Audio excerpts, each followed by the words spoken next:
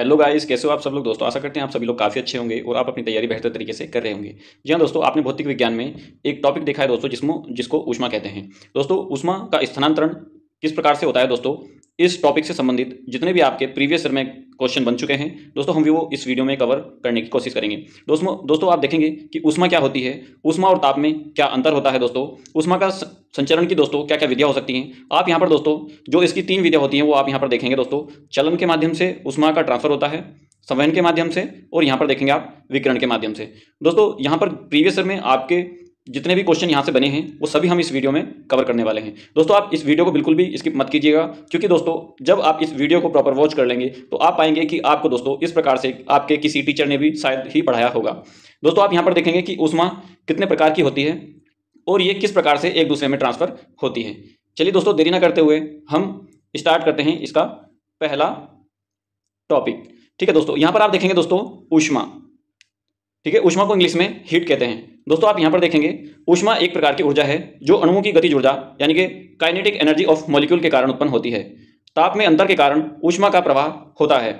दोस्तों अगर आप देखेंगे कि कोई धातु की छड़ दोस्तों, जहां पर मान लीजिए ये कोई धातु की छड़ है और यहाँ पर कोई इस धातु की छड़ को यहाँ से कोई गर्म कर रहा है, तो ये क्या होगा दोस्तों, अगर हम इस छड़ को यहाँ से पकड़ेंगे तो क्या होगा ये दोस्तों, कुछ देर बाद में यहाँ से गर्म होगी। वही चीज यहाँ पर दोस्तों हम आपको समझाने की कोशिश कर रहे हैं। आप यहाँ पर देखेंगे दोस्तों कि ऊष्मा का एसआई मात्रक जूल, जबकि ताप का एसआई मात्रक दोस्तों केल्विन होता है। दोस्तों आप यहाँ पर देखेंगे हीट है और यहाँ पर इसका टेम्परेचर है। ठीक है, नेक्स्ट देखेंगे दोस्तों हम यहाँ पर ऊष्मा, हीट ऊर्जा, एनर्जी का ही एक रूप है। अतः ऊष्मा का एसआई मात्रक भी ऊर्जा के एसआई मात्रक की तरह जूल ही है। ऊष्मा के लिए अन्य सामान्य इकाइयां हैं दोस्तों। आप यहां पर देखेंगे कैलोरी, किलो कैलोरी, और दोस्तों यहां पर बीटीयू, ब्रिटिश थर्मल यूनिट, संयुक्त राज्य में हीट यूनिट के रूप में भी जानी जाती है। यहां पर आप देखेंगे दोस्तों एक कैलोरी बराबर 4.18 जूल होती है, जबकि 1 जूल बराबर 0.24 कैलोरी होता है। 1 किलो कैलोरी दोस्तों आप यहां पर देखेंगे 4.18 इंटू 10 की पावर 3 जूल बराबर दोस्तों 1000 कैलोरी के होता है। नेक्स्ट देखेंगे दोस्तों एक ब्रिटिश ऊष्मीय इकाई दोस्तों यहां पर आप देखेंगे 252 कैलोरी होती है। नेक्स्ट देखेंगे दोस्तों ऊष्मा के प्रकार, ऊष्मा संचरण की विधियां। दोस्तों आप यहां पर देखेंगे ऊष्मा संचरण की विधियां और ये कितने तरह से दोस्तों ऊष्मा एक से दूसरे में ट्रांसफर होती है। दोस्तों सबसे जो पहली यहां पर आप देखेंगे चालन, यानी कि जिसको इंग्लिश में दोस्तों कंडक्शन भी बोला जाता है। यहां पर आप देखेंगे दोस्तों ऊष्मा चालन अधिक तापमान से कम तापमान की ओर होता है। दोस्तों आप यहां पर इमेज में आप देख रहे होंगे यहां पर एक मोमबत्ती लगाई गई है और ये एक धातु की जो है छड़ है। दोस्तों इसमें क्या होता है, जब ये धातु की छड़ इस मोमबत्ती के जलने के संपर्क में आती है तो दोस्तों यहां से यहां तक पहुंचने में इसको कुछ समय बाद में दोस्तों यहां तक गर्म होता है। आप यहां पर देखेंगे दोस्तों जब इस धातु की छड़ को यहां से पकड़ा जाता है तो यहां से भी ये गर्म होने का आपको एहसास होता है। दोस्तों वही आप यहां पर देखेंगे जब किसी धातु की छड़ के एक सिरे को ऊष्मा प्रदान की जाती है तो सर्वप्रथम ऊष्मा ग्रहण करने वाला सिरा गर्म होता है, जबकि दूसरा सिरा कुछ देर बाद गर्म होता है। दोस्तों आपने यहां पर देखा है कि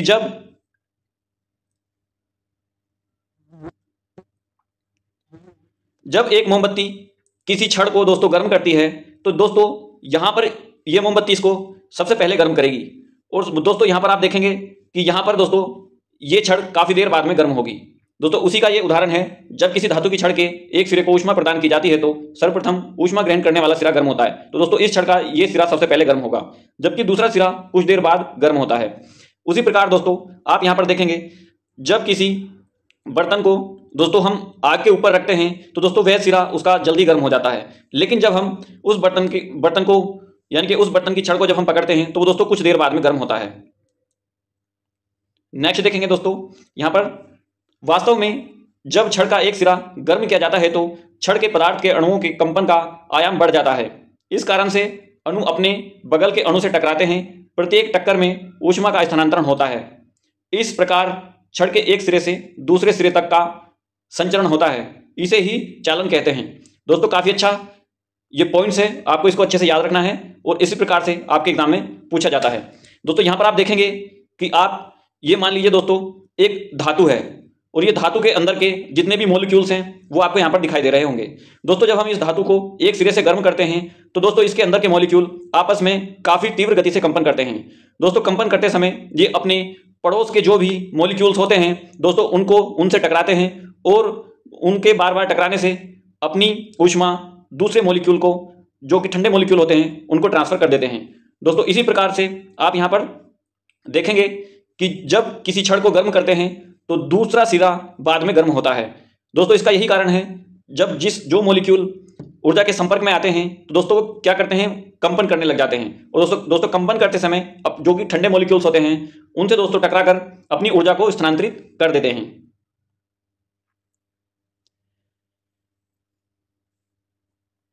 यह ऊष्मा संचरण की वह विधि है जहां ऊष्मा का संचरण एक स्थान से दूसरे स्थान तक बिना अणुओं की गति के होता है।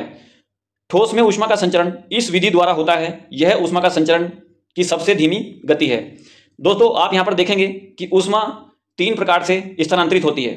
चालन विधि द्वारा, जो सेकंड विधि है दोस्तों, संवहन विधि द्वारा, और जो तीसरी विधि है दोस्तों आप देखेंगे विकिरण विधि द्वारा। आप यहां पर दोस्तों देख रहे होंगे कि यहां पर यह टेम्परेचर दोस्तों थर्मामीटर यहां पर लगा हुआ है, ठीक है। और इस धातु की छड़ को दोस्तों क्या किया जा रहा है, गर्म किया जा रहा है।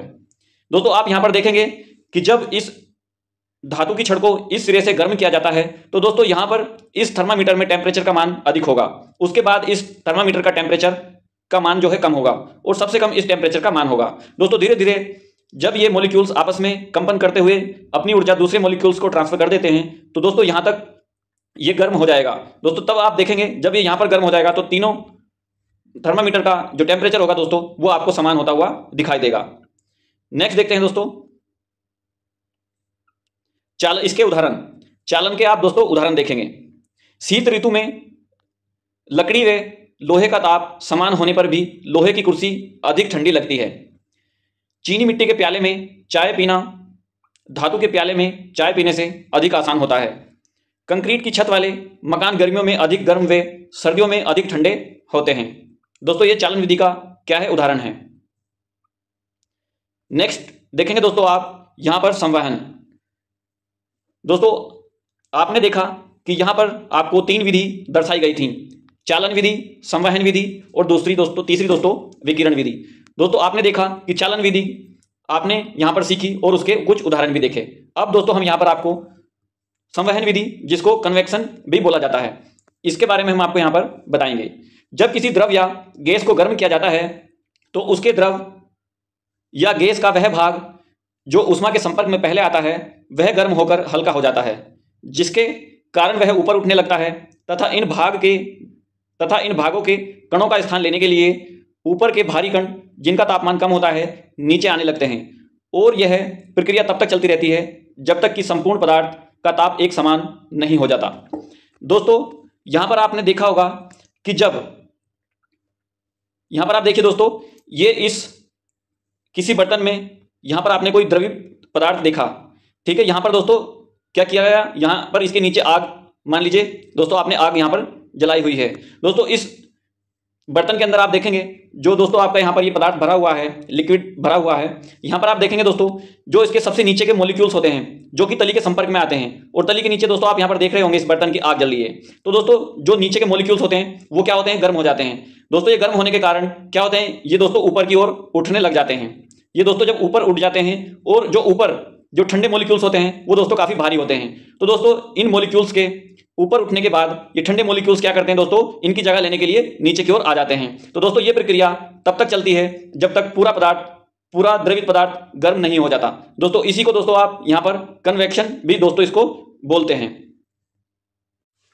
इसको आप इस प्रक्रिया द्वारा भी देख सकते हैं। दोस्तों जो ये यहां पर रेड हो रहा है ये दोस्तों इसके गर्म मॉलिक्यूल्स हैं, और जो ये यहां पर ग्रीन है दोस्तों ये इसके ठंडे मॉलिक्यूल्स हैं।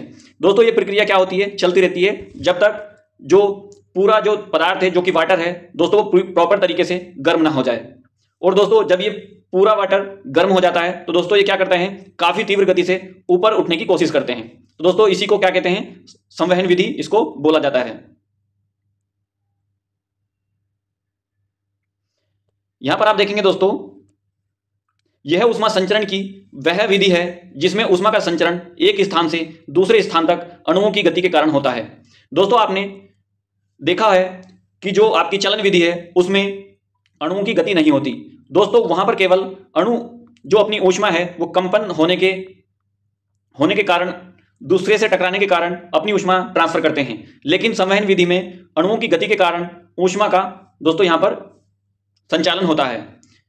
द्रव और गैस में ऊष्मा का संचरण इसी विधि द्वारा होता है। चालन की तुलना में इसमें ऊष्मा का संचरण अधिक तेजी से होता है। दोस्तों जो चालन विधि है वह ऊर्जा ट्रांसफर करने की सबसे धीमी विधि है। नेक्स्ट देखेंगे, जब हम किसी बर्तन में, इसके दोस्तों हम यहां पर उदाहरण देख लेते हैं। जो उदाहरण है, जब हम किसी बर्तन में जल को गर्म करते हैं तो संवहन के कारण बर्तन के नीचे वाले कण ऊष्मा लेकर ऊपर आ जाते हैं एवं ऊपर वाले कण नीचे चले जाते हैं। यह प्रक्रिया तब तक जारी रहती है जब तक संपूर्ण जल का तापमान एक समान नहीं हो जाता, अर्थात जल गर्म नहीं हो जाता। दोस्तों यहां पर आप देख रहे होंगे ये कोल्ड वाटर है, ये नीचे की ओर जाता है और जो ऊष्मा के संपर्क में आया है वो मॉलिक्यूल्स जल के ऊपर की ओर जाते हैं। अब देखते हैं दोस्तों हम विकिरण विधि। यहां पर आप देखेंगे दोस्तों, विकिरण विधि में ऊष्मा बिना किसी माध्यम के सीधे किरणों के रूप में एक स्थान से दूसरे स्थान तक पहुंचती है। इसमें ऊष्मा के स्थानांतरण में यदि कोई माध्यम होता है तो वह गर्म नहीं होता। यह संचरण प्रकाश की भांति विद्युत चुंबकीय तरंगों, इलेक्ट्रोमैग्नेटिक वेव्स द्वारा होता है। ऊष्मा संचरण की सबसे तीव्र विधि विकिरण होती है। दोस्तों यहां पर आपने देखा, आपने दो विधि पढ़ी, कौन कौन सी दोस्तों? यहां पर एक होगी आपकी चलन विधि, दूसरी हो गई दोस्तों यहां पर संवाहन विधि, और जो दोस्तों यहां पर आप तीसरी विधि आप यहां पर देख रहे हैं वो है विकिरण विधि। यहां पर आपने देखा जो आपकी ये दो विधि हैं दोस्तों, सबसे जो हल्की विधि है, जो सबसे धीमी विधि है वो चलन विधि होती है। उससे तीव्र होती है दोस्तों यहां पर संवहन विधि। तीसरी होती है जो दोस्तों इन सबसे तीव्र होती है वो होती है विकिरण विधि। दोस्तों आप यहां पर देख रहे होंगे ये सूर्य है और सूर्य की जो यहां से रेडिएशन निकल रहा है वो पृथ्वी तक जा रहा है। दोस्तों आपको ये मानना होगा, ये समझना होगा कि जो सूर्य से पृथ्वी तक जो यहां पर रेडिएशन आती है दोस्तों काफी तीव्र गति से आती है। तो इसलिए आप यहां पर देखेंगे कि जो इन तीनों में सबसे अधिक जो तीव्र गति होती है वह विकिरण विधि की होती है। ऊर्जा स्थानांतरण की जो तीसरी विधि है विकिरण, वह सबसे तीव्र होती है। इसके उदाहरण देखिए दोस्तों, सूर्य की ऊष्मा पृथ्वी तक विकिरण के रूप में पहुंचती है। नेक्स्ट है, भट्टी में आग जलने पर जो ऊष्मा मनुष्य तक पहुंचती है वह विकिरण के द्वारा ही दोस्तों पहुंचती है। आप यहां पर देखेंगे दोस्तों, क्या इन हाथों ने इस आग को छुआ हुआ है? नहीं दोस्तों, यहां पर आप देखेंगे यहां पर आग जल रही है और इसकी रेडिएशन से दोस्तों यहां पर मनुष्य अपने हाथों को क्या करता है? सेकता है। उसी प्रकार सूर्य दोस्तों, सूर्य का प्रकाश पृथ्वी तक विकिरण के द्वारा ही आता है। तो दोस्तों यह विकिरण के उदाहरण हैं। यहां पर आप देख रहे हैं दोस्तों, यहां पर एक केतली है, इसमें आपको तीनों जो विधियां हैं ऊर्जा स्थानांतरण की वह देखने को मिल जाएगी। दोस्तों यहां पर आप देख रहे होंगे कि यहां पर इसने यहां पर इस आग को जलाया हुआ है और दोस्तों यहां पर इस केतली में पानी भरा हुआ है। ठीक है, आप यहां पर देखेंगे दोस्तों, यहां पर कन्वेक्शन, कंडक्शन और रेडिएशन तीनों विधियां यहां पर आप आसानी से समझ सकते हैं। दोस्तों जब ये यहां पर आग जलाई हुई है, ठीक है, और इस केतली में आप यहां पर देख रहे होंगे दोस्तों इसके अंदर पदार्थ भरा हुआ है। ठीक है, तो दोस्तों जो पहली विधि आपकी चलन विधि, दोस्तों यहां पर आप बता सकते हैं कि चलन विधि के द्वारा दोस्तों जब ये केतली आग के संपर्क में आती है, ठीक है, तो यही हिस्सा इसका गर्म होता है। लेकिन धीरे धीरे दोस्तों जब ये मॉलिक्यूल्स गर्म होकर, कंपन होकर अपनी ऊर्जा क्या करते हैं, पड़ोस के जो मॉलिक्यूल्स होते हैं उसमें दोस्तों टकराने से उसमें ऊर्जा को ट्रांसफर कर देते हैं। तो दोस्तों यहां पर धीरे धीरे क्या होता है कि यहां पर भी गर्म हो जाता है। ठीक है, तो दोस्तों ये चलन की आप इस विधि को देख सकते हैं। दूसरी है दोस्तों यहां पर कन्वेक्शन विधि। कन्वेक्शन में दोस्तों आप यहां पर देखते हैं इसमें पानी भरा हुआ है, इस केतली में पानी भरा हुआ है, लेकिन दोस्तों इस केतली के नीचे के हिस्से में जो भी पानी के मॉलिक्यूल्स हैं वो क्या होते हैं दोस्तों, सबसे पहले गर्म होते हैं और दोस्तों गर्म होने के बाद वे क्या होते हैं, ऊपर की ओर हल्के होकर उठ जाते हैं। जब वह हल्के होकर ऊपर की ओर उठ जाते हैं तो दोस्तों उनकी जगह लेने के लिए जो भारी मॉलिक्यूल्स होते हैं वो क्या करते हैं दोस्तों, नीचे की ओर आ जाते हैं। तो दोस्तों यहां पर आप कन्वेक्शन विधि भी देख सकते हैं। और दोस्तों यहां पर आप रेडिएशन जो विधि है वो भी आपको यहां पर देखने को मिल जाएगी, क्योंकि दोस्तों जब आपने यहां पर नीचे आग जलाई हुई है तो दोस्तों इसकी जो रेडिएशन है, जो इसकी जो विकिरण है दोस्तों, वह इस आदमी के हाथ को भी क्या करती है, टच करती है। तो दोस्तों यह तीनों विधियों का एक काफी अच्छा उदाहरण है। अब दोस्तों हम देखते हैं प्रीवियस ईयर के जो क्वेश्चन हैं जो कि आपके एग्जाम में आए हुए हैं। यहां से आप अच्छी तरीके से दोस्तों आई होप सीख गए होंगे। जो पहला क्वेश्चन है दोस्तों, आप यहां पर देखेंगे कि जब किसी पदार्थ को गर्म किया जाता है तब क्या होता है। दोस्तों आप यहां पर देखेंगे कणों की गतिज ऊर्जा बढ़ जाती है। ऑप्शन बी है कणों की गतिज ऊर्जा घट जाती है। ऑप्शन सी है कणों की गतिज ऊर्जा समान रहती है। ऑप्शन डी है केवल स्थितिज ऊर्जा पर प्रभाव पड़ता है। तो दोस्तों इसका राइट आंसर क्या हो सकता है? आई होप आपने अगर वीडियो को अच्छे से देखा है तो दोस्तों आपने इसका आंसर कर दिया होगा। जी हाँ दोस्तों, इसका राइट आंसर हो जाएगा ऑप्शन ए, कणों की गतिज ऊर्जा क्या हो जाती है? बढ़ जाती है। नेक्स्ट है निम्नलिखित में से कौन सी ऊर्जा का मात्रक नहीं है? इसका राइट आंसर हो जाएगा दोस्तों कैलोरी आपने पढ़ा है, किलो कैलोरी भी आपने पढ़ा है और किलो जूल भी आपने पढ़ा है दोस्तों, लेकिन वाट यहां पर ऊष्मा का मात्रक नहीं होता। नेक्स्ट क्वेश्चन देखते हैं दोस्तों, 1 किलो कैलोरी ऊष्मा का मान कितना होता है? दोस्तों आपने देखा होगा कि 1 किलो कैलोरी ऊष्मा का मान होता है 4.2 × 10⁻³ जूल। नेक्स्ट देखते हैं 1 जूल लगभग डैश के बराबर होता है। तो दोस्तों यहां पर राइट आंसर हो जाएगा आपका 0.24 कैलोरी। ऊष्मा के संचरण की किस विधि में पदार्थ के अणु एक स्थान से दूसरे स्थान तक स्वयं नहीं जाते? तो दोस्तों यहां पर आपने देखा कि जो चालन विधि है उसमें क्या होता है दोस्तों, आपने देखा है कि एक अणु दूसरे अणु से टकरा करके क्या करता है? ऊर्जा को स्थानांतरित करता है, ठीक है। और संवहन विधि में दोस्तों आपने देखा कि एक मॉलिक्यूल्स हल्के होकर ऊपर की ओर उठ जाते हैं और जो भारी होते हैं दोस्तों वो नीचे की ओर आ जाते हैं। तो इसका राइट आंसर हो जाएगा दोस्तों ऑप्शन ए। सेकंड क्वेश्चन है द्रव तथा गैसों में ऊष्मा का स्थानांतरण निम्नलिखित में से किस विधि द्वारा होता है? दोस्तों यहां पर आप देखेंगे कि ऊर्जा का जो स्थानांतरण होता है द्रव और गैस में संवहन विधि द्वारा होता है और ठोस में दोस्तों यहां पर चालन विधि द्वारा होता है और विकिरण में दोस्तों किसी माध्यम की जरूरत नहीं पड़ती। विद्युत केतली में पानी गर्म होता है, किसके कारण होता है दोस्तों? चालन के कारण, संवहन के कारण, विकिरण के कारण या इनमें से कोई नहीं। दोस्तों आप यहां पर देखेंगे जो केतली में पानी गर्म होता है वह संवहन विधि द्वारा होता है, क्योंकि दोस्तों जो संवहन विधि है वह द्रव और गैस में ही अप्लाई होती है। नेक्स्ट देखते हैं दोस्तों, सूर्य की ऊष्मा पृथ्वी पर निम्नलिखित में से किस प्रकार से संचार माध्यम से आती है? ठीक है दोस्तों, आप यहां पर देख रहे होंगे, आप ये सोच रहे होंगे कि विद्युत केतली में पानी गर्म होता है, ठीक है, तो आप यहां पर चालन विधि भी समझ सकते हैं, लेकिन दोस्तों यहां पर केवल पानी के बारे में पूछा है, ठीक है। अगर केतली के केवल बारे में पूछता तो दोस्तों यहां पर चालन विधि यहां पर इसका राइट आंसर हो जाता, लेकिन यहां पर पानी के बारे में पूछा है तो इसका राइट आंसर दोस्तों ऑप्शन बी ही होगा। यहां पर आप देख रहे हैं दोस्तों जो क्वेश्चन है सूर्य की ऊष्मा पृथ्वी पर निम्नलिखित में से किस प्रकार के संचार माध्यम से आती है? तो दोस्तों यहां पर राइट आंसर हो जाएगा विकिरण द्वारा। नेक्स्ट है शीत ऋतु में लकड़ी व लोहे का ताप समान होने पर भी लोहे की कुर्सी अधिक ठंडी लगती है, यह किसका उदाहरण है? तो दोस्तों यह आप देखेंगे चालन विधि का उदाहरण है। नेक्स्ट निम्नलिखित में से किसमें ऊर्जा का स्थानांतरण चालन की प्रक्रिया द्वारा होता है? दोस्तों यहां पर रूम हीटर हो जाएगा, सूर्य से पृथ्वी तक हो जाएगा, गर्म चाय में डूबने पर चम्मच के एक सिरे से दूसरे सिरे तक, इसका ये दोस्तों राइट आंसर यहां पर हो जाएगा। दोस्तों यहां पर चलन विधि के बारे में पूछा है तो यहां पर आपको चलन विधि का ये एक मोस्ट उदाहरण है, क्योंकि दोस्तों यहां पर चाय में डूबने पर जो चम्मच का पहला सिरा होता है जो कि चाय में डूबा हुआ होता है वह गर्म रहता है, लेकिन आप कुछ देर तक अगर चाय में दोस्तों चम्मच को इसी प्रकार से डूबे रखेंगे तो क्या होगा दोस्तों, चम्मच के लास्ट छोर तक भी क्या होगा दोस्तों, वह ऊर्जा का स्थानांतरण हो जाएगा और वह गर्म लगने लगेगी। निम्नलिखित में से कौन सी एक ऊष्मा का स्थानांतरण की सबसे तेज प्रक्रिया है? तो दोस्तों हमने क्या बोला, जो ऊर्जा स्थानांतरण की सबसे धीमी यहां पर प्रक्रिया है वह चालन विधि है, और दोस्तों उससे थोड़ी सी तेज दोस्तों यहां पर क्या है, संवहन विधि है, और जो इनमें सबसे तीव्र है दोस्तों वह विकिरण विधि है।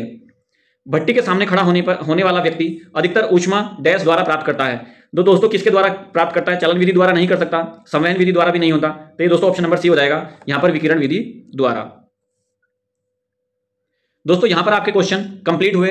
अगर ये वीडियो आपको अच्छी लगी तो प्लीज आप इस चैनल को लाइक शेयर सब्सक्राइब जरूर कर दीजिएगा, और दोस्तों अगर आपको ये वीडियो का कंटेंट आपको अच्छा लगा तो अपने प्लीज दोस्तों तक भी शेयर जरूर कीजिएगा। मिलते हैं नेक्स्ट टॉपिक पर इसी प्रकार से उदाहरण के तौर पर, और दोस्तों यहां पर एनिमेशन के तौर पर आपको फिर से एक और वीडियो प्रोवाइड कराएंगे। तब तक के लिए जय Hind, thank you so much, बने रहिएगा चैनल पर, थैंक यू सो मच।